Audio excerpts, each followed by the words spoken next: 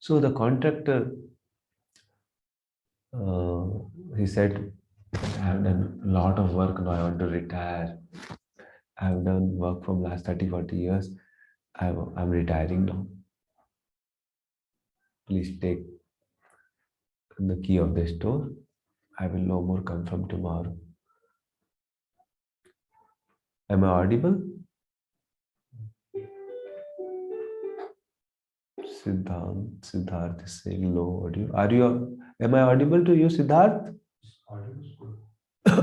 Okay, maybe you have to put the plug more closer, or you have to, because most of the other people are able to hear me. Okay, Siddharth, you see, you can maybe put the speaker nearby or put the plug earphone closer to your ears. Is it audible now, Siddharth? Okay. Yes, thank you, Siddharth. So, what I was telling about that carpenter. So, carpenter was very expert, and he finally retired. But then the contractor was so happy with him, he thought that he should give him lifelong gift. So many, he had been giving salary per month, but he wanted to give him a retirement gift because he was so pleased with his services. He had made such nice houses, he has got. So that's why he didn't tell this to the carpenter, but he requested, I have one more work to do. Carpenter said, no more work, I am tired, I want to retire. Carpenter, the contractor goes, please, my dear carpenter, please, my dear friend, one last house. Carpenter said, oh, already it takes one house, 1, 2 months. So many houses, hundreds of houses I've built, no more houses anymore. But he has served the contractor very nicely. But contractor request, he said, okay, last house, after this, no more house. And this time he was not in the mood of making the house. So he was doing the work, very fast. Not even calculating properly the angles and way the structure will be stable. He was doing it. He did it fastest house in his life. And within 1 month he completed. He said, I have done it. Now please help me to retire. Contractor with a big smile on his face, he said, thank you very much. My dear friend, you have worked so hard from last 30 years. I am so happy with you. I want to give you some gift. He said, what gift? You have already given me salary. So now I want to give some gift. He said, what gift? He said, I want to give you this house as a last gift from my side. And the carpenter was taken aback. Hey, why didn't you tell me before? Hey, you gave me some hint at least that this is what is my house. I would have made it very nice. So this is the situation of all of us. That we are working very hard all throughout our life. But we are not worrying about our own self, our own house. What destination we are going to get. So Bhagavad Gita teaches us how to choose right decisions. That's why from the beginning of one's life, one should be educated in the teachings of Bhagavad Gita. That's why Bhagavad Gita Krishna is there. In 4th chapter, verse number 17, he's telling that's very mandatory in human form of life to know what is right, what is wrong. So you can recite this sloka with me if you have access. Bhagavad Gita, 4th chapter, verse number 17. So Krishna is telling to Arjuna about the intricacies of the actions which you do. Is it there on the screen? Karmano hi vibodhavya.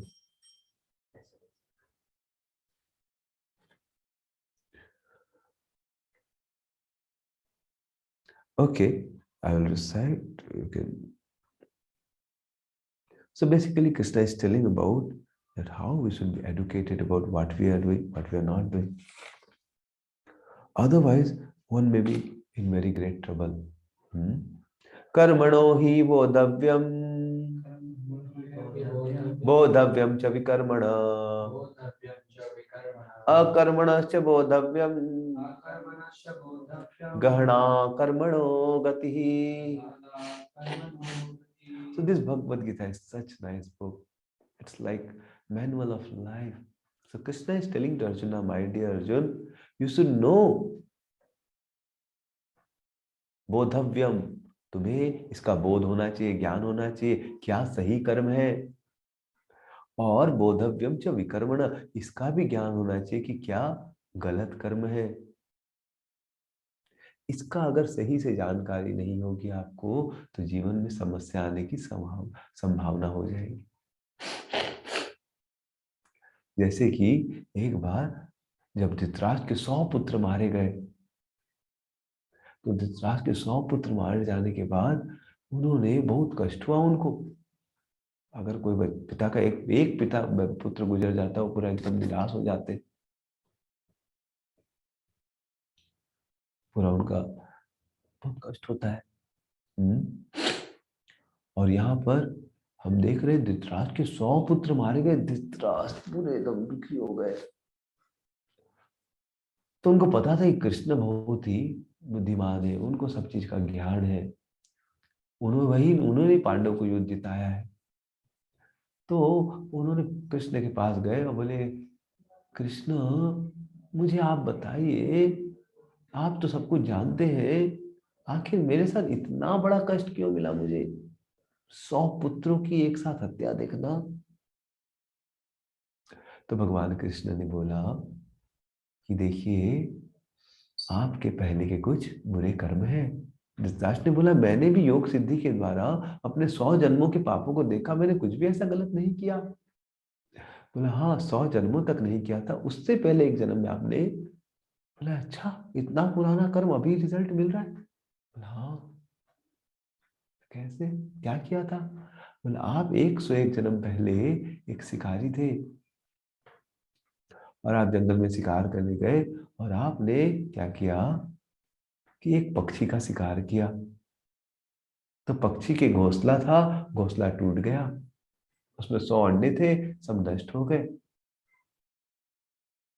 और उसके कारण चूंकि आपने उस मासूम पक्षी के 100 अंडों को नष्ट किया था, उसके अंदर 100 आत्माएं थी, इसके कारण आपके 100 पुत्रों को मरना पड़ा, और आपने उसकी आंखें फोड़ दी थी, इसलिए आपको अंधा होना पड़ा.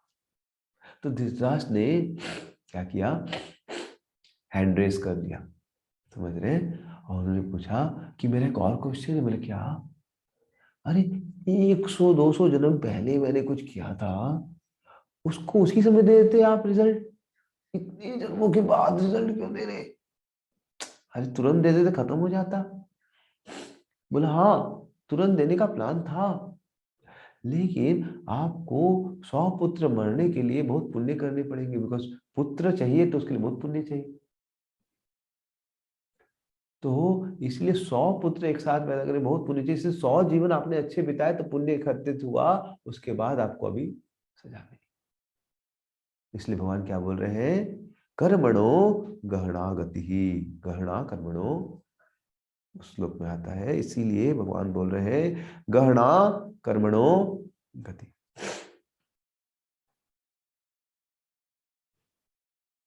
बहुत ही सुंदर श्लोक है. कर्मणो हि अपि बोधव्यम बोधव्यम च विकर्मणे अकर्मणश्च बोधव्यम गहना कर्मणो गति.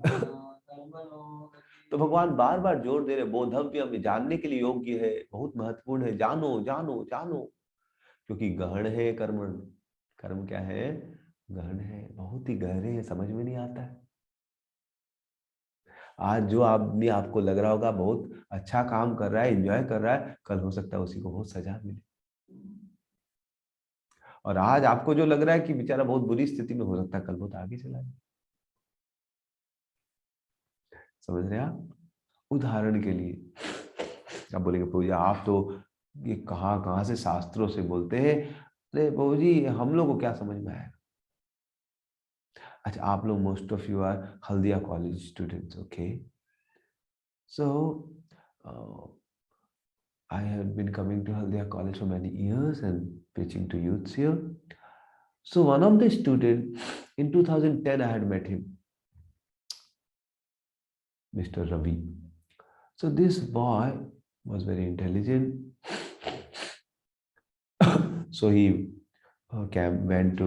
attended seminars of mine, and then we took him to Mayapur, and he shifted to voice, and then he got a very good job. Then he did IIT, MTech IIT, then he did an MBA. So at that time, 2010, once we met and his mobile was lost. So his face was a little down. And then I didn't discuss much with him that day, but 1 month later he came to me and I was talking to him. And I said, hey, you lost your mobile. What happened? And he was smiling. And I was thinking, hey, his mobile is lost. He's smiling. How come? So I said, did you feel pain that your mobile got lost? He said, no. What you have been telling in lectures, I can relate to. I said, what happened? He said, this story which you have told about Dhritarashtra, I can see in my life that karma is this sloka of Bhagavad Gita, karmana gahano gati is very relevant. I said, how? He said, this was my third mobile which I lost. I said, oh, wow. He said, then for no reason my mobile was getting lost.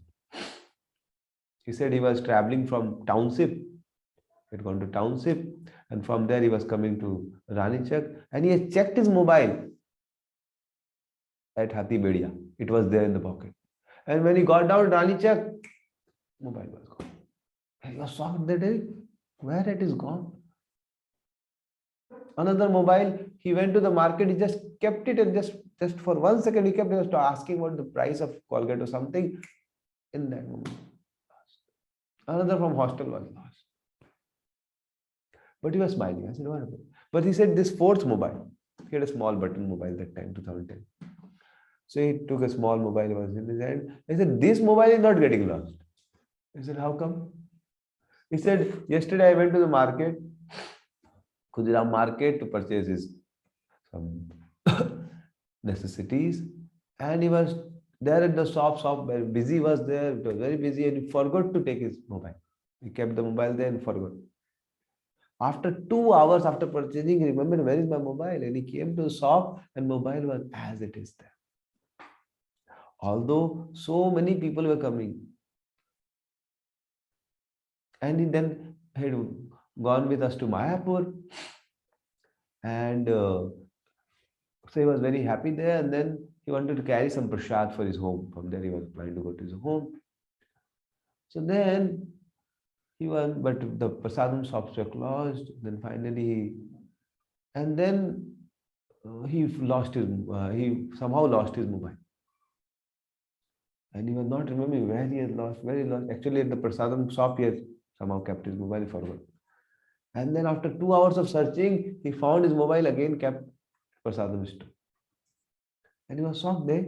After 2 hours, so he was saying, this mobile, Prabhuji, is not getting lost only. And 3 mobiles were lost. So he said, whatever you are saying is making sense to me. I said, how? I am not able to understand what is making sense. He said, you said, if you do wrong, wrong will come to us. In Bhagavad Gita 6.41, 6.40, Krishna is saying that whatever activities you do comes back. If you do good, good will come back to you. If you do bad, bad will come back to you. So in 6.40 Bhagavad Gita. So there it is said that whatever you do, accordingly, the result comes. Can we say that sloka? So there Krishna is telling to Arjuna, Partha, my dear Arjuna, Partha neve namutraha vinasastasya vidyate. So you can recite this sloka with me. Sri Bhagwan Vacha Parthaneveha Namutra Vinasastasya Vidyate Nahi Kalyan Kritkasche Durgatim Tata Gacchati. So he is telling that, see, my dear Arjun, that if you do something good, nahi kalyan krit kaschid, if you do good, durgatim tat gacchati, you will never have to go through durgati means bad situation. Neither in this life nor in the next life. But if you do bad, bad will come to you. So he told that I can calculate it. So Ravi was telling to me, I said, wow, how? He said, see, actually my first mobile was 4,000 rupees. I said, okay. And second mobile he purchased was 2,800 rupees. And third mobile was approximately about 1,800 or something. So and he said actually what has happened that when he was a very intelligent student, so he was studying in a coaching. So in coaching, the coaching person said that you can sit for exam of somebody else name exam is supposed to happen. You can sit on his behalf. So it's cheating basically. That somebody else's name is there, you are writing the paper for. He said you can do like this, then that boy will get selection and we will get some money from him and we will give you something.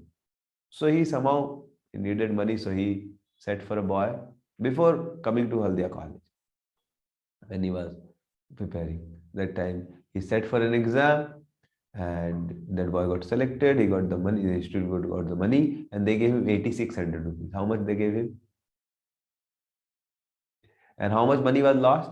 First mobile was 4,000. Second was 2,800. Third was 1,800.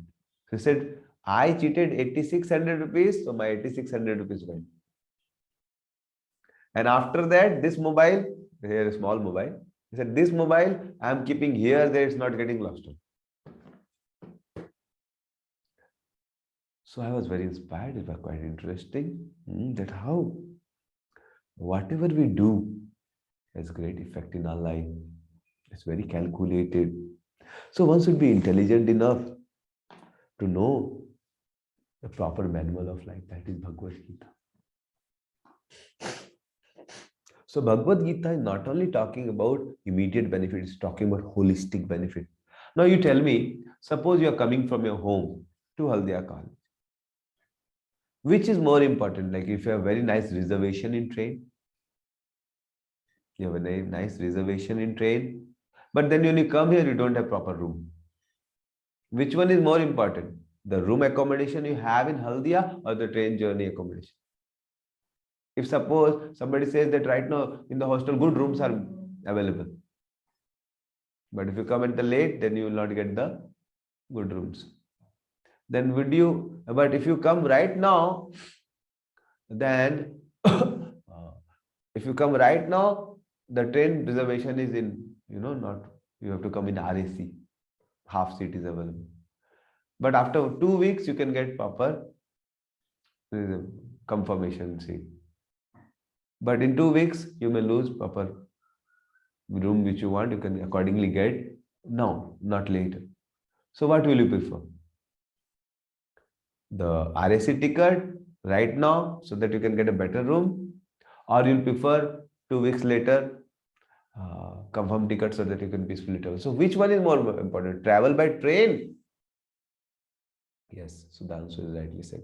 Or the room. Because that is long term. So Bhagavad Gita teaches this art that you should know what is right, what is wrong, where to invest your energy. Now I'll ask you another question. Now imagine you are in Haldia. You have a good room. But then there is some students who are preparing for some exam or they are very nice training. So if you stay with them, you will get a good job. You will get a good job of 5-6 lakh package. But the room which they are staying is not so good. The room which they are staying is not so good compared to your room which you have. So which one is more important? The room which you are going to stay for now 2-3 years, or the job prospects? Which one will prefer? Better room, a little bit less comfortable room, but more future, better future. What will prefer? Hmm?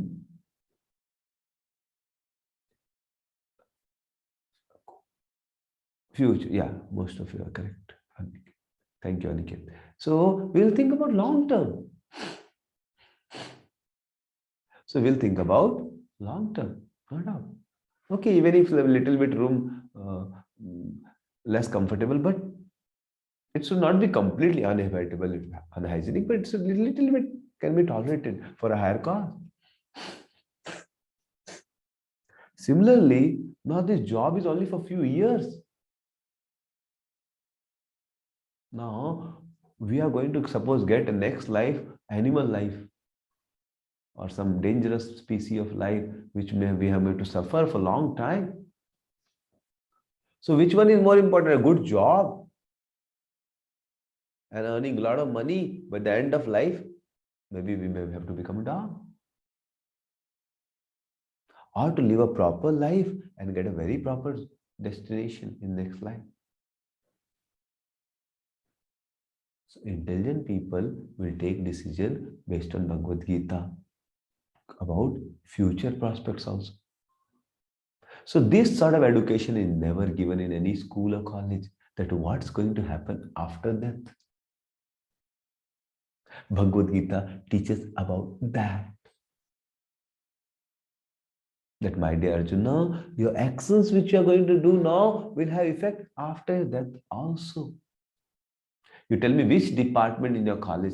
You have so many civil department, mechanical department, some of your computer science, artificial intelligence, this, that, electronics, and which department teach you about what will happen to you after death? Is it not important? Once I was walking in Haldia for a program, then I saw on the road a dog. It was a month of almost June, Jait Mas. It was very hot. And I saw a dog thirsty, and the road was, tar road was like burning. He was feeling like, he'll die. And he was jumping on the road. I saw he was helpless. And then, not knowing the solution, what he did, he jumped into the drain, which was very dirty. And in drain, he was feeling inconvenience. For temporarily, he felt relief, but then it was very dirty. Then he came out again to the road. Again, he was suffering. Then he went to the right side of the drain. There he did. So if you don't live a proper life now, you may be forced to accept a doggish life in next life, and so much of suffering. That's why intelligent people will understand this Bhagavad Gita. Inquire. Who am I? What is the purpose of my life?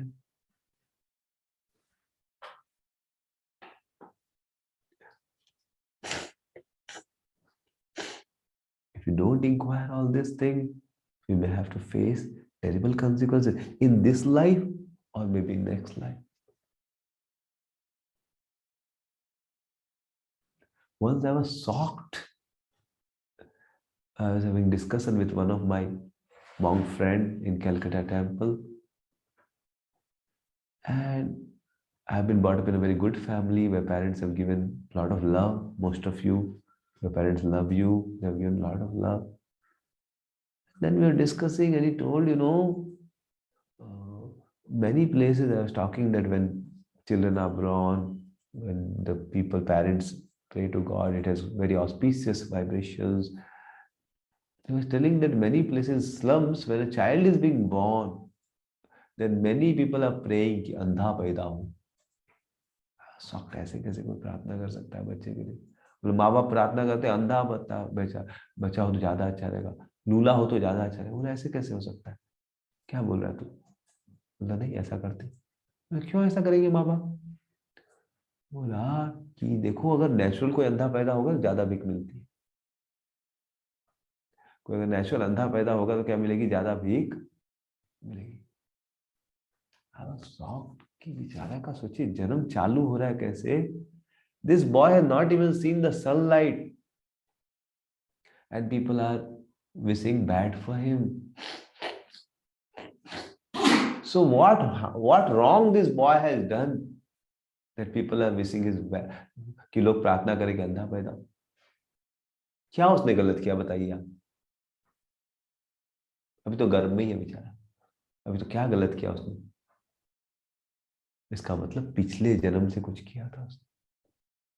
Otherwise क्यों उसके लिए लोग, उसके माँ बाप प्रार्थना करें अंधा पैदा हो, लूला पैदा. So that's why the next life matters for us. And that's why this life matters. Because what we do now will have effects later. So that's why, my dear friends, if you really want to be successful, we should read Bhagavad Gita. And know what is right, what is wrong. So in Bhagavad Gita, Lord Sri Krishna is telling that look before you leap. कर्मणो ही बोधव्यम. सोचो, समझो, तब काम करो. अभी देखिए वो बच्चे का वीडियो दिखाया सत्यम भैया ने, कैसे रोड पे खड़े बच्ची को गले काट दिया किसी ने. उसको प्रपोज किया, ना बोल दी तो गला काट दिया.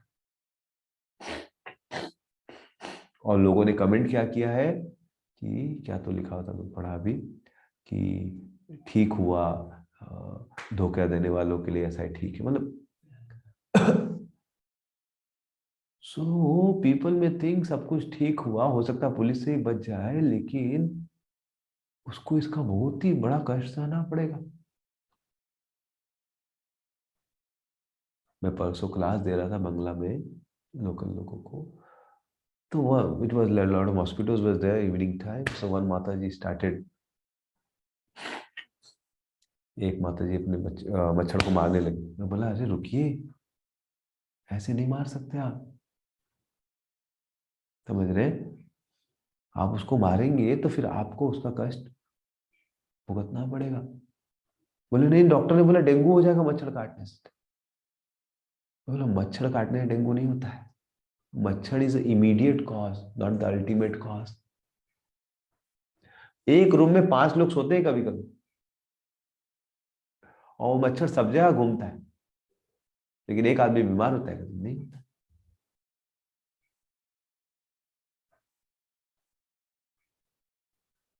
एक बार एक अर्थक्वेक आया था, सब लोग मर गए, सब लोग उस एरिया में, इतना ह्यूज अर्थक्वेक.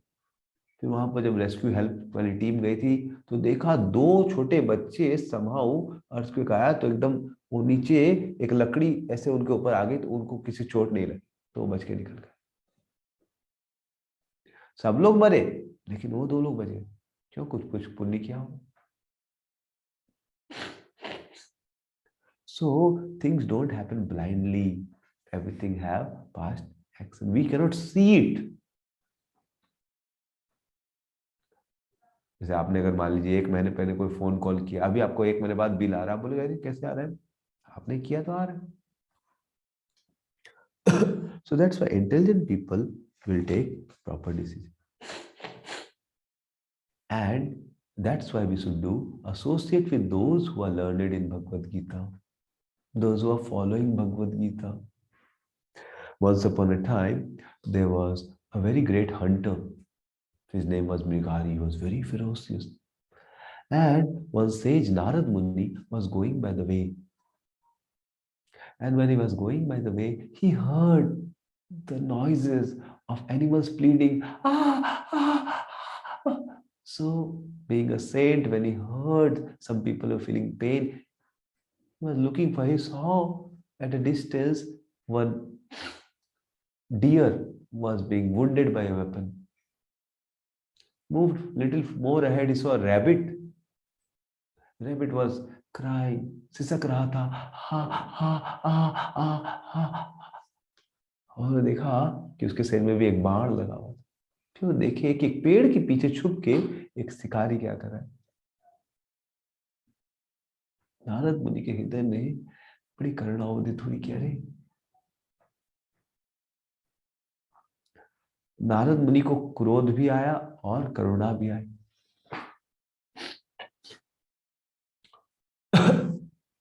तो क्रोध इसलिए आया अपने कुछ नुकसान के लिए नहीं। भगवत गीता सिखाती कि हमें खुद के नुकसान के लिए कोई क्रोध नहीं करना चाहिए। नारद मुनि सोच रहे थे ये अगर ऐसा हत्या करता रहेगा तो इसको तो बहुत तकलीफ होगी। तो उनके हृदय में दया की भावना है। जब हम लोग इस दुनिया में, अगर आपको सक्सेसफुल होना है तो यह भावना उदित करनी पड़ेगी भगवत गीता के अनुसार, कि कोई आपके साथ बुरा करे तो उससे आप गुस्सा मत हो कि आपका बुरा करा। हमें सोचना चाहिए कि ये मेरा बुरा करा, इसके कारण इसके साथ बुरा होगा, इसलिए हमें दया होनी चाहिए। मोस्ट ऑफ द टाइम हम लोग क्या, दूसरे पे क्रोधित हो जाते हैं, उसने मेरे साथ ऐसा किया, छोड़ूंगा नहीं। भगवता सिखाती है अरे, वो आपके साथ करा, उसको और कष्ट मिलेगा बेचारे।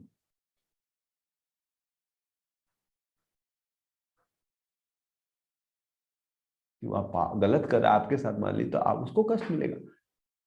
तो भगवत गीता सिखाती है कि we should not be selfish, we should be selfless. और हमें जो कष्ट दे रहा है वो नहीं दे रहा है, हमारे कुछ पहले के कर्म वो दे रहे हैं हमें कष्ट। लेकिन हमें उसको रोकना है, क्योंकि अगर अभी वो गलत करेगा तो उसको फिर सजा बाद में मिलेगी। तो आदमी बचाव करता है इसलिए नहीं, कि हमारे जो कर्म वो तो आएंगे, लेकिन हम बचाव करते हैं ताकि उसको बुरा न लगे, उसको कुछ बुरा ना हो। जैसे एक बहुत बड़े संत हरिदास ठाकुर, उनको बाजार में 22 बाजारों में, चूंकि वो मुस्लिम कुल में जन्म लिए थे लेकिन वो हरे कृष्णा का प्रचार करते थे, तो मुस्लिम में बहुत गुस्सा हो गया कि ए, तुम मुस्लिम होके हिंदू का नाम लेगा। वो बोले भगवान तो एक ही है, आप अल्लाह बोलिए या कृष्ण बोलिए, भगवान तो एक ही है। वो भगवान बोले नहीं, तुम हरे कृष्णा नहीं बोल रहे हो, तुम अल्लाह बोलो। अरे भाई, मेरे को भगवान प्रेरणा दे रहे हैं हरे कृष्णा बोलने के लिए, भगवान का बहुत मधुर नाम है, मैं हरे कृष्णा बोलूंगा। बोले तुम हरे कृष्णा बोलेगा तुमको गला काट देंगे, तुमको बाजार में मारा जाएगा। तो वो बोले आपको जो करना है कर लीजिए, भगवान मेरी रक्षा जरूर करे। तो उसको बाजारों में जल्लादों के द्वारा मारा गया कोड़ों से। और सब लोग को दया आ रही थी, अरे इतने बड़े संत को मार रहे, छोड़ दो भाई।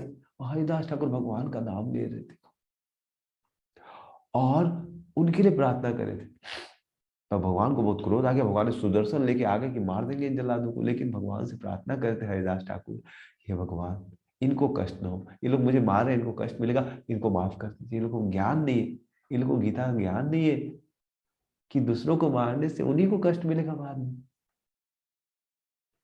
इसलिए कोई गलत करता है तो उसको तो उसकी सजा मिलेगी मिलेगी, हमें कोई सजा देने की जरूरत नहीं, उसको तो अपने आप ही सजा मिलेगी।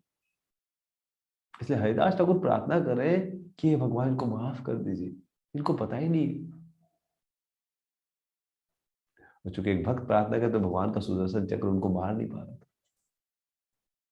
तो इस प्रकार से इसको बोलते हैं महानता, यह है जीवन की सच्ची। इसलिए उनको इतना पिटाई, फिर भी उनको अंदर से भगवान आनंद दे रहे थे, उनको कोई चोट नहीं लग रही।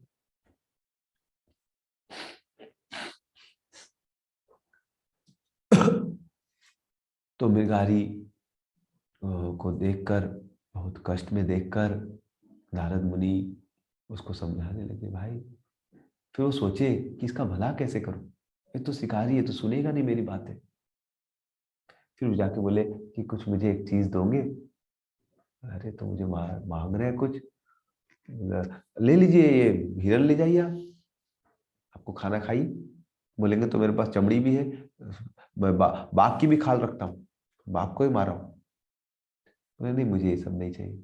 बोले क्या चाहिए बोलिए आप महात्मा जी। बोले मेरे को एक बस, तुम एक मेरे को कुछ दे दो। बोले क्या। बोले जानवर को आधा मत मारना, इस पर तड़पा के मत मारना, पूरा मार दो। बोला महात्मा जी आप बोले पूरा मार दो, क्यों, उसे क्या फर्क पड़ेगा। बोले जब तुम तड़पाते हो ना तो तुम्हें और ज्यादा पाप लगेगा, बिना तड़पाए मारोगे तो कम पाप लगेगा, लेकिन तड़पा तड़पा के जो मारते हो ना तो उसमें तो मेरे पिताजी भी ऐसा करते, दादाजी भी करते, उसमें मेरे को मजा आता है। बोलते नहीं बेटा, ऐसा मत कर, तुम्हें इससे बहुत कष्ट मिलेगा, इसलिए तुम इनको कष्ट मत दो। तो उसकी जिज्ञासा बढ़ गई कि भाई आप बोल रहे हैं कष्ट मत दो, ये क्या होता है? तो बोले देखो, जब तड़पाते हो तो जानवर लोग को कष्ट होता है, और कोई भी व्यक्ति निर्दोष प्राणी को कष्ट देगा तो उसको सजा मिलती। तो उन्होंने समझाया कि जानवरों को जो तुम मार रहे हो, उन्होंने दिव्य दृष्टि दी, और दिव्य दृष्टि के कारण वो देख पाया कि भविष्य में जो आज वो हिरण को काट रहा था, मार रहा था, उनको मार रहा था, अगले जन्म में वही हिरण उसको मारेगा। ऐसे देखा हजारों जन्मों तक उसको मरना पड़ेगा। तो बेचारा डर गया कि नाथ मुनि, मुझे पता ही था कि ऐसा होगा, इतना कष्ट मिलेगा मेरे को, हजारों जीवन में, पता नहीं कितने जीवन तक मेरे को पीड़ा मिलती रहेगी। तो महात्माओं का पहला कर्तव्य होता है दिव्य ज्ञान देना। आज भारत में कोई भी लाल कपड़ा पहन लेते हैं, कोई भी साधु बन जाते हैं, या फिर वो कोई स्त्री के साथ भाग जाते हैं। कारण यह है कि हमारी गलती है कि हम लोग जानते नहीं कि साधु क्या होते। मोस्ट ऑफ द पीपल क्या सोचते हैं, साधु महात्मा हाथ रख देंगे तो क्या हो जाएगा, आशीर्वाद मिल जाएगा।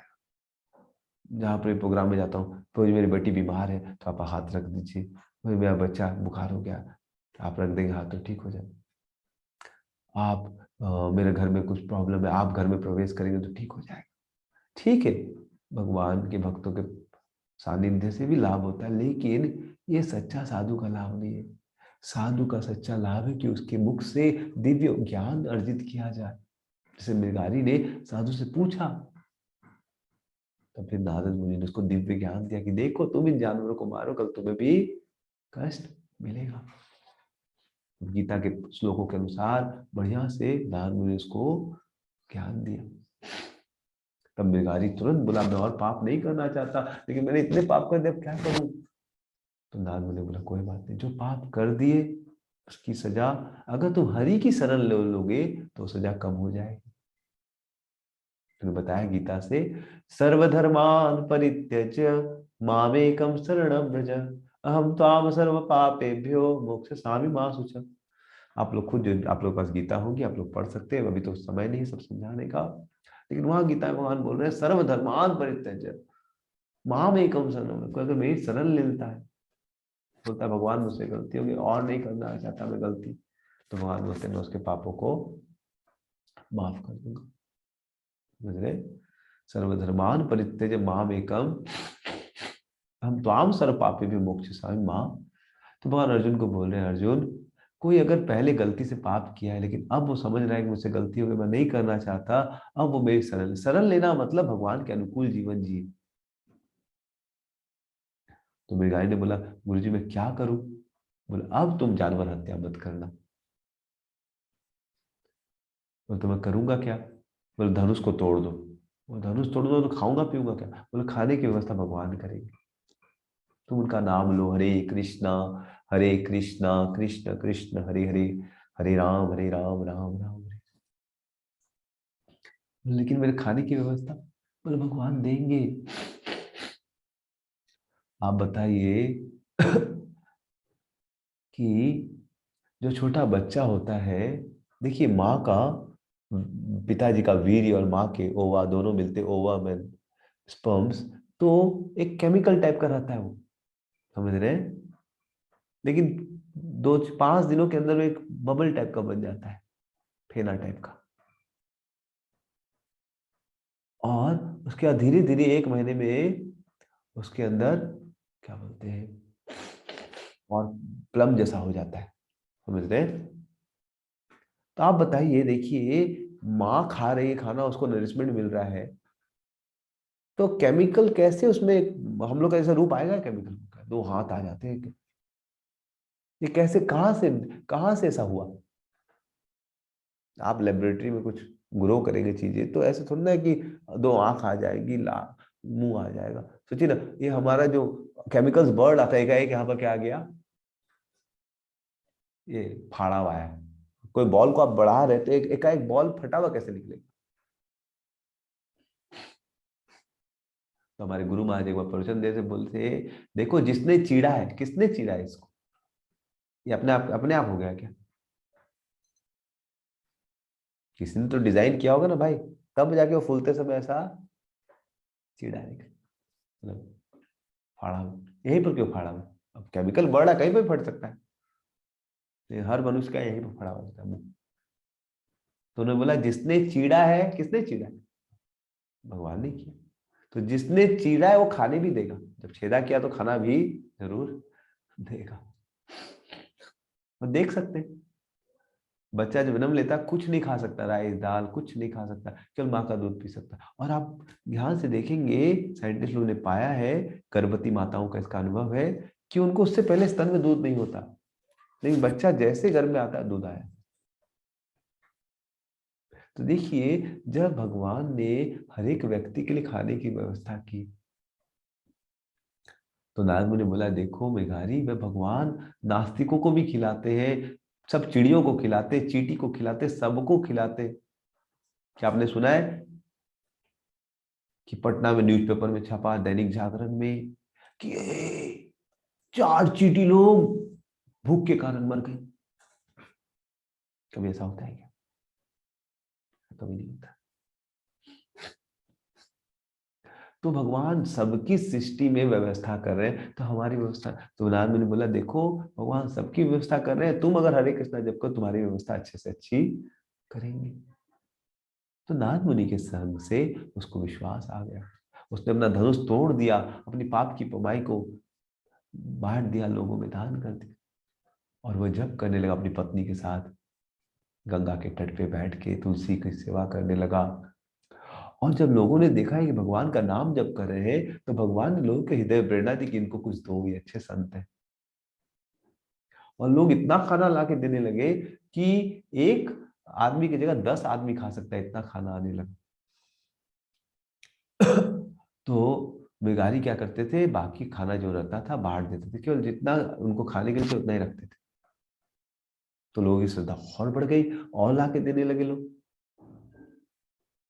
तो एक दिन नारद मुनि, और वो दिन भर जप करते थे, हरे कृष्ण कृष्ण कृष्ण हरे हरे, हरे राम राम राम हरे। और एक दिन नारद मुनि अपने पर्वत मुनि मित्र के साथ आकाश मार्ग से जा रहे थे। तो उन्होंने बोला, पर्वत, मेरा एक शिष्य इधर रहता था, मैं 1 साल पहले इधर से गया था, तो मैंने उसको हरिनाम दिया था, उसको भगवत गीता का दिव्य ज्ञान दिया था, चलिए देखते हैं क्या स्थिति हुई उसकी। तो नारद मुनि जब जाने लगते, मृगारी देखते गुरु जी आए, वो पूरा एकदम खुश हो जाते, और पूरा उछलने लगते हैं, नाचते हुए इधर आते हैं, लेकिन प्रणाम नहीं करते हैं। बोलते हैं क्या हो गया? तो देखते हैं अपने कपड़े से वो साफ कर रहे हैं, कुछ समझ में नहीं आ रहा क्या कर रहे हैं, हिल रहे डुल रहे, नाच रहे ऐसे। तो बोले, गुरु जी, जमीन पे बहुत सारी चींटियां हैं, इसलिए मैं थोड़ा संभल के चल रहा था, और आपके सामने बहुत सारी चींटियां, इसलिए मैं उनको कपड़े से हटा रहा हूँ कि उनको चोट न लगे। तब नारद मुनि ने पर्वत मुनि को बोला, है पर्वत, देख देख भगवान के नामों की महिमा देख, भगवत गीता की महिमा देख, तू इसे, यह व्यक्ति जो हिरणों को मार के, आधा मार के मजा लेता था, आज एक चींटी को मार नहीं पा रहा, उसे पाँव नहीं रख पा रहा है, देख भगवान के नामों की महिमा देख। तो देखिए कैसे वो मेघारी जो जानवरों को मार के आनंद लिया करता था, भगवान के नामों के द्वारा, गीता के ज्ञान के द्वारा उसका जीवन बदल गया, और उसके हृदय में इतनी दया आ गई कि वो दूसरों को मारने का, चींटी को भी नहीं मारने का प्रयास कर।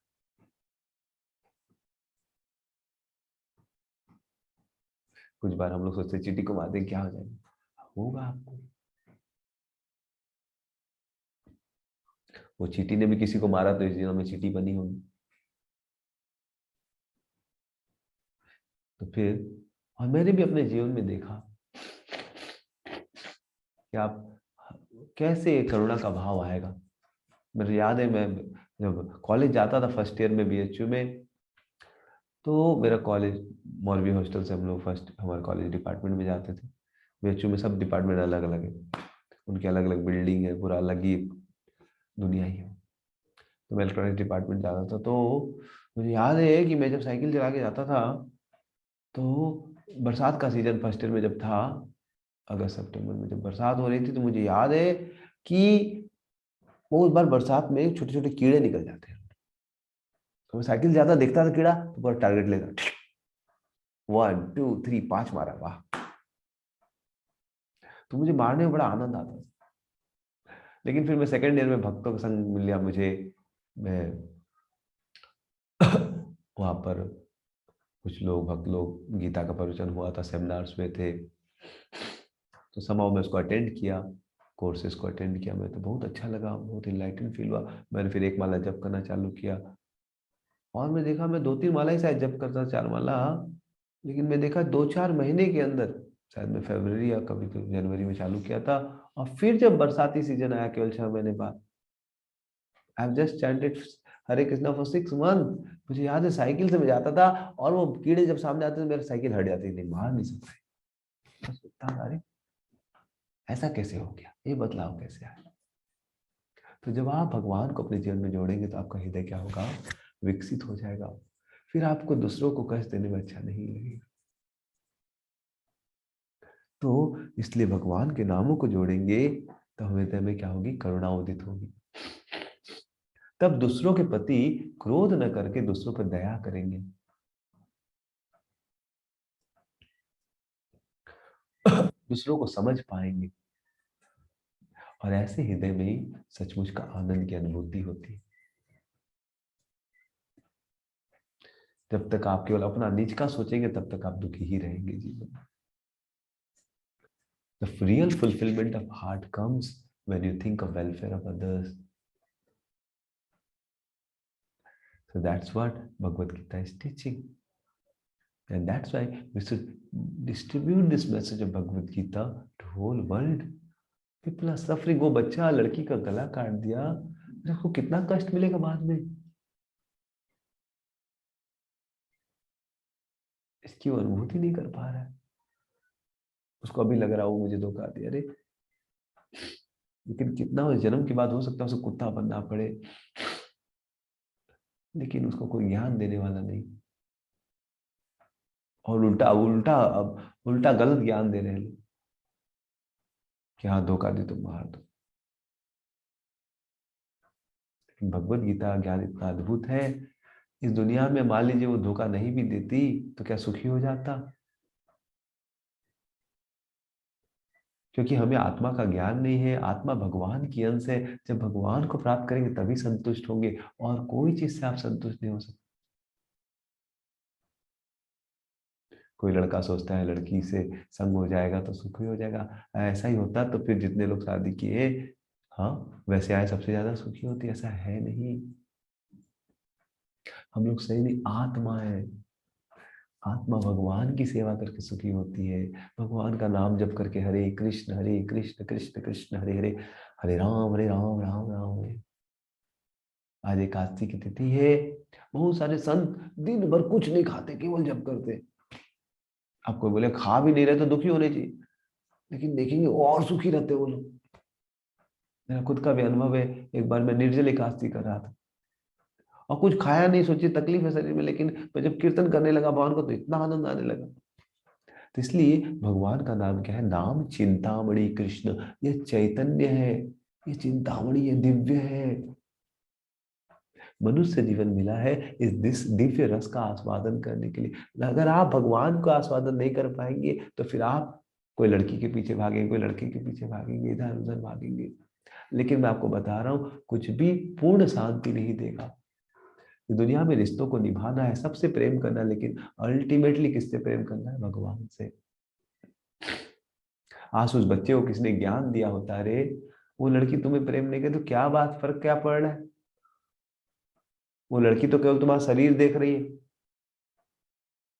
क्या है, शरीर है हम, मरने के बाद क्या होगा?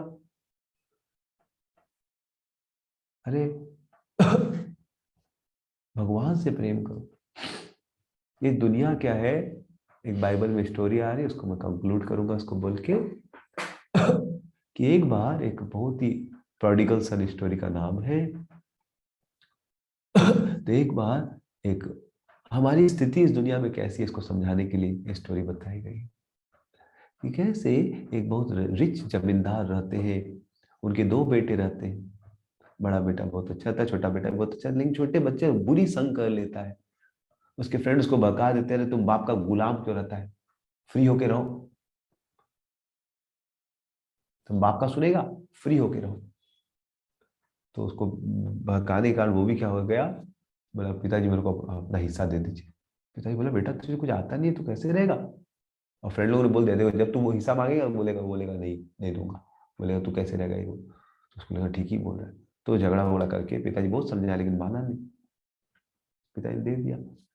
और फिर वो जाके क्या करने लगा, जब बहुत पैसे थे तो बहुत सारे मित्र मिल गए, रोज दारू पीने लगा, उसको गलत आदतों में लगा दी, स्त्री संग में लगा दी, इस प्रकार से वो गलत आदतों में खाता था इधर उधर। लेकिन जब पैसे खत्म हो गए सब मित्र भाग गए, उसको कुछ आता भी नहीं था। तो क्या करे नहीं करे, उसको पैसे नहीं थे, आदतें बुरी लग रही थी, क्या करे नहीं करे। तो फिर एक जगह एक व्यक्ति सुअरों को पालता था, उसने बोलता मैं कुछ पैसा तो नहीं दूंगा लेकिन सुअर खाने के बाद जो बचेगा उनका लो क्वालिटी का गेहूं ये सब लगता है उनको, वो खा ले। और उसको खाने के लिए इतना गिरना पड़ा। तो उसे याद आई मेरे पिताजी कितने अच्छे थे, मुझे कितना प्रेम देते थे, कितना मानते थे, लेकिन मैं उनको छोड़ के आ गया। तो बेचारा बहुत दुखी हो गया, सोचा भगवान मैं पिताजी के पास चला जाऊंगा, इस आदमी तो मेरे को पूरा एकदम टॉर्चर कर दिया, पिताजी के पास जाऊंगा तो एटलीस्ट नौकर के रूप में रखेंगे तो अच्छा है। मैं पिताजी को देखा नौकर को भी कितना अच्छा रखते थे, वो एक अच्छे सज्जन थे। तो उसके मन में इच्छा हुई चलो पिताजी के पास चलता हूँ, नौकर के रूप में रहेंगे तो ठीक रहेगा।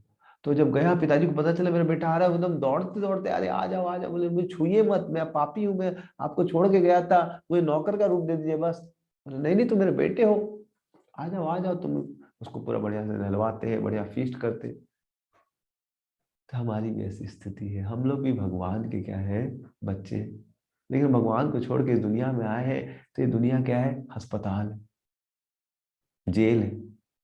लेकिन हम लोग क्या मानते हैं इस दुनिया को, अस्पताल नहीं, हम लोग होटल मानते हैं। ओ ये लड़की पसंद आ गई, बस प्रपोज करो एंजॉय करो। अरे प्रपोज करने के बाद भी शादी करने में कौन से हैप्पीनेस मिलने वाला है। ऐसा होता तो सब लोग हैप्पी हो जाते लाइफ में। तो ये सब गलत धारणा है, भगवान ही हमें सुख दे सकते हैं और बाकी रिश्ते भगवान के अनुसार देखना चाहिए। भगवान बोलते हैं इस प्रकार से लड़का लड़की लोग मिले और बस आपस में गर्लफ्रेंड बॉयफ्रेंड बनाए, इससे कष्ट ही मिलता है। भगवान गीता में बोल रहे हैं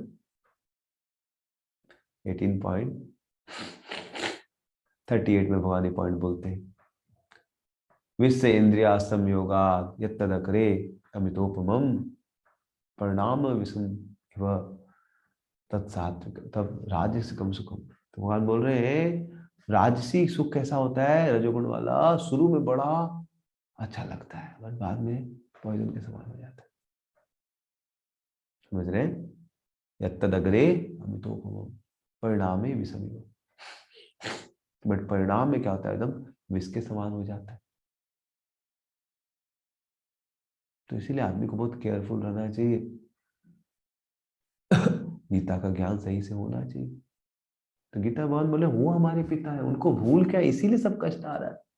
इसलिए फिर से गीता हरे कृष्ण जप करके उनसे रिश्ता जोड़ लेंगे तो फिर कोई तकलीफ नहीं रहेगी। जब भगवान से रिश्ता नहीं होता तो मन करता है कि हम कुछ खा के सुख ले, कुछ स्त्री का भोग करके सुख ले, तो जॉब बड़ा जॉब करने की इच्छा होती। लेकिन जब भगवान का नाम लेके आपको आनंद मिलने लगेगा तो आप ऐसे भी संतुष्ट हो जाएंगे। और इसी जीवन के बाद आप भगवान गीता में बोलते उनके धाम चले जाएंगे, वहां कोई कष्ट नहीं। लेकिन इसका ज्ञान नहीं होने के कारण लोग आजकल कैसे कैसे गलत कार्य करते हैं। एक लड़का था एनआईटी वारंगल में, उसको कोई लड़की से प्रेम हो गया, वो फर्स्ट सेकंड में था, लड़की फर्स्ट ईयर में थी, तो उसी को पढ़ाने लगा। वो कॉलेज का टॉपर था, उसी को पढ़ाने, उसी का सब्जेक्ट पढ़ने लगा। वो मैकेनिकल की थी, इलेक्ट्रिकल का था, उसी का सब्जेक्ट पढ़ पढ़ के पढ़ाने लगा। उसका लड़की का मार्क्स ऊपर जाने लगा, इसका मार्क्स कम होने लगा। थर्ड ईयर में जब गया, फोर्थ ईयर में तो फेल हो गया, लड़की फोर्थ ईयर में आ गई। और फिर लड़की पास आउट हो गई, वही रह गया मजनू, बाइक में घुमाया करता था। फिर एक बार बाइक में घुमाते घुमाते फिर लड़की, लेकिन दोनों डिसाइड कर ले शादी करेंगे। फिर वो जॉब करने लगी, ये तो मजनू था, ये भी बहुत टैलेंटेड था लेकिन मजनू हो रखा था अभी। फिर लड़की जहाँ काम करने लगी बॉस को पसंद आ गई, तो बॉस 2 लाख कमाता था, ये भी 50,000 कमाती थी। दोनों ने बात किया, बोले नहीं नहीं मेरा तो ऑलरेडी बॉयफ्रेंड है, लेकिन परिवार वालों ने समझाया, अरे भाई। तो वो बोली कि भाई लॉन्ग टर्म देखना पड़ेगा, इससे क्या होगा, कमाता नहीं तो क्या फायदा। तो फिर वो एग्री हो गई, और उसकी शादी हुई तो अपने इनविटेशन अपने मजनू को ही भेजा कि मेरा मैरिज हो रहा है। तो जब मजनू को मिला एनआईटी वारंगल में, तो उसको पूरा आंख लाल हो गई। उसने क्या किया, पूरा पेट्रोल, उसको घूम बहुत कष्ट हो रहा था, वो घुमा रहा था भाई, कहाँ कहाँ घूम ले रहा था, तो माथा पागल हो रखा था।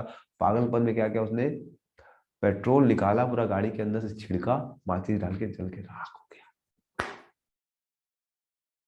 Why this happened? Because they no knowledge of Bhagavad Gita. अरे लड़की नहीं मिली तो क्या हो गया, यही जीवन का लक्ष्य है। कितने साल, मान लीजिए किसी की शादी हो भी जाए अपनी गर्लफ्रेंड से, कितने साल साथ में रहेंगे, 30 साल 40 साल, उसके बाद उसमें भी झगड़ा हो जाता है, उसके बाद मरने के बाद क्या। Intelligent people will take this message seriously and make their life, human form of life, perfect by the wisdom of Bhagavad Gita and by regularly chanting Hare Krishna, Krishna Krishna, Hare Hare, Hare Ram, Ram Ram. So I congratulate all of you. I have heard that most of you have Bhagavad Gita, and please read it under the guidance of the devotees who are helping you out, because right now there is so much of distractions and wrong teachings. So that's why you can take help of your seniors. There is a boys club, you can take advantage of your seniors. Okay, thank you very much. Any questions or comments? Please don't mind any of my words if they are harsh, but I am just telling the truth of Bhagavad Gita. I am not against if suppose somebody is a good girlfriend who is a very nice girl, you can get married, but there is nothing about that. But this principle wise we are saying that we should not look for happiness in anything of this world. We should look for happiness in serving God, and through Him the whole world. Okay, any question? We have one question. Yeah. Guruji, as we kill mosquitoes and houseflies, is that wrong? As they suck our blood and spread diseases. Okay, so the question is that if we kill mosquitoes or houseflies, they are disturbing. The ants are ant has bite you. अरे पूरा एकदम फुला दिया, छोड़ कैसे दे? Point is that we should understand कि मच्छर कुछ गलती नहीं कर रहा है, वो आपके साथ कुछ द्वेष के कारण आपको नहीं काट रहा है कि कुमार लीला दास बैठा है बहुत ज्यादा बोल रहा है, मार इसको एक तो डोज। ऐसा बेचारे के अंदर भावना नहीं, वो अपना खून प्राप्त कर रहा है केवल, समझ रहे हैं? आपके अंदर उसको कुछ हानि करने की, उसको ऐसा बनाया गया है कि वो अपना, तो वो अगर आपको कुछ काट रहा है तो आप पाप नहीं कर रहे हैं, लेकिन आप उसको कुछ काटेंगे, आप उसको मार देंगे तो आप फ्रेश पाप कर दी, फिर आपको सजा मिलेगी। इसलिए हमें क्या करना है, हमें मच्छर को काटने नहीं देना है। हम मॉस्किटो नेट यूज कर सकते हैं, हम अवॉइड कर सकते हैं मच्छर, लेकिन मच्छर को मार देना तो फिर दिक्कत हो जाएगी आपको, समझ रहे हैं? वी कैन अवॉइड, हम मॉस्किटो नेट यूज कर सकते हैं, हम खिड़की बंद कर सकते हैं, हम कुछ और तरीका लगा सकते हैं जिससे हमको मच्छर को मारना ना पड़े, उनको भगा सकते हैं, फिर में मच्छर तो हटा सकते हैं। ओके, और किसी का कुछ प्रश्न? गुरुजी, पुराणों में लिखा हुआ है कि अगर तुम किसी के साथ गलत करोगे तो तुम्हारे साथ भी गलत करने वाला उतार लेगा। एग्जाम्पल, अगर किसी मनुष्य का मौत किसी कारण एक्सीडेंट से हो गया, मार हो जाता है, हमारे जीवन में वो सब तो लिखा हुआ है। अगर हम किसी चींटी को अगर मारते हैं तो वो भी हो सकता है कि उसकी मरते हुए हमारे यहाँ से लिखा था। नहीं नहीं नहीं, ये वाला क्वेश्चन बहुत अच्छा क्वेश्चन है। मैं सुधां, किसका क्वेश्चन? सुधांशु का क्वेश्चन बहुत अच्छा क्वेश्चन है। देखिए ये जो क्वेश्चन है बहुत अच्छा क्वेश्चन, ये सेम जो लॉजिक का क्वेश्चन है कि हो सकता है कि हमने मच्छर को मारा, हो सकता है मच्छर का मरना हमारे हाथ से लिखा होगा। ये बहुत ही गलत फिलोसफी है भाई। जैसे वो लड़का लड़की को मारा, वो बोल सकता है भगवता में दिखाया, देखिए भाग्य जो भगवान की इच्छा होती है उसी से होता है। मेरे भाग्य में इसका लिखना होगा, इसके भाग्य में मेरे द्वारा मरना लिखा होगा, इसलिए मरी। ये गलत फिलॉसफी है भाई। सो विदुर जी ने को धृतराष्ट्र ने सेम आर्गुमेंट दिया। जब विदुर जी ने बोला कि अरे अपने बेटे को समझाओ, दुर्योधन गलत कर रहा है, tell him not to do wrong thing.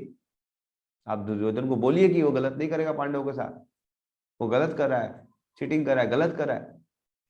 तो धृतराष्ट्र ने बोला मैं क्या कर सकता हूँ, देखिए जो भाग्य में लिखा होता है ना, डिस्टाइंड है, इसलिए चूंकि लिखा हो तो हो रहा, हम क्या करें। विदुर ने उसको जोर से डांटा।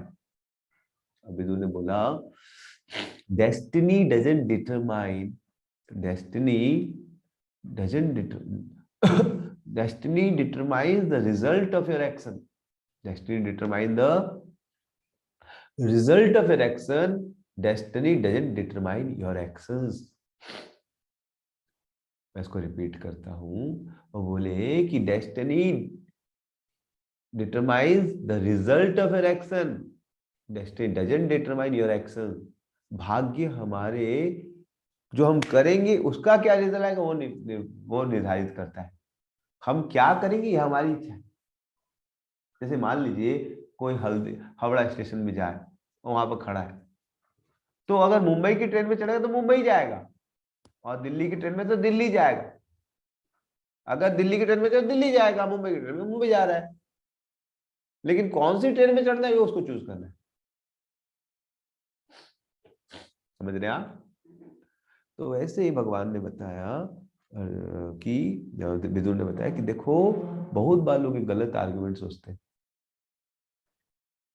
तो उसके भाग्य में मरना लिखा हो तो मरेगा, लेकिन आप अगर उसको मारे हो तो आपको फ्रेश कर्मा लगेगा। तो जैसे वो लड़की को बच्चे ने मार दिया, लड़की के भाग्य में था मरना, तो लड़की मर गई।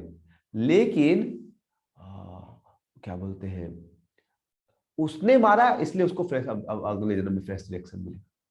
अगर वो नहीं मारता तो भगवान किसी और को इंस्ट्रूमेंट बनाते। समझ रहे हैं? इंस्ट्रूमेंट बनना आपकी इच्छा है। समझ रहे? जैसे मान लीजिए कोई कैशियर है, आपके अकाउंट में 2 लाख रुपया मिलना है, तो कोई आप कैशियर के पास जाओगे तो कैशियर आपको 2 लाख दे देगा। समझ रहे हैं? कैशियर आपको 2 लाख दे दिया, मान लीजिए कैशियर मर गया तो दूसरा कैशियर देगा, तो कैशियर का रिस्पॉन्सिबल है क्या 2 लाख देने के लिए? मान लीजिए कैशियर उस दिन छुट्टी पे, तो कोई और देगा कि नहीं देगा? कोई ना कोई तो देगा। समझ रहे हैं? तो क्या बोलते हैं, आपको हमारा कर्म हमें मिलेगा, उसका हमको टेंशन नहीं लेना, लेकिन भगवान उसको यूज करेंगे जिसके अंदर हिंसात्मक विचार है, वैसे लोग को यूज करेंगे। भगवान बहुत अद्भुत। समझ रहे हैं? तो जिसके अंदर हिंसात्मक विचार है वैसे लोग को भगवान प्रेरणा देगा मार, और मारेगा, फिर उसको फ्रेश रिएक्शन पड़ेगा। समझ रहे हैं? तो बहुत बार लोग ऐसा सोचते हैं, नहीं नहीं मैं उसका बुरा लिखा था इसलिए मैंने कर दिया। तो फिर अगर ऐसा ही है तो फिर गीता भागवत का भगवान को देना ही नहीं चाहिए। सब कुछ तो निर्धारित है। अगर सब कुछ निर्धारित है तो फिर चॉइस का तो कोई मतलब ही नहीं। तो फिर गीता ज्ञान का मतलब जो जो करना था वैसा ही लोग करेंगे। गीता ज्ञान क्यों दिया गया? भगवान बता रहे कि आप चूज कर सकते हैं, आप सही डिसीजन लेंगे, आपको ज्ञान होगा कि मुझे नहीं मारना तो आप मत मारिए, कोई और उसको मारेगा, हम क्यों मारे? Does it make sense Sudhanshu?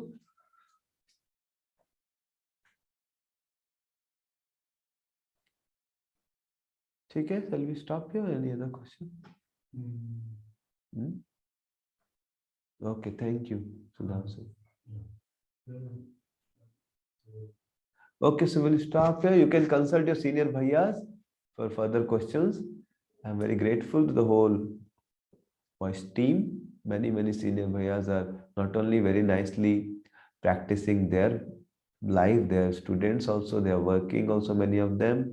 And along with that, they are taking time to help you out also, to please Lord Sri Krishna. So take help of their guidance very valuably. And sometime we may have online, offline classes after college resumes. Hare Krishna, Krishna Krishna, Hare Hare, Hare Ram, Ram Ram.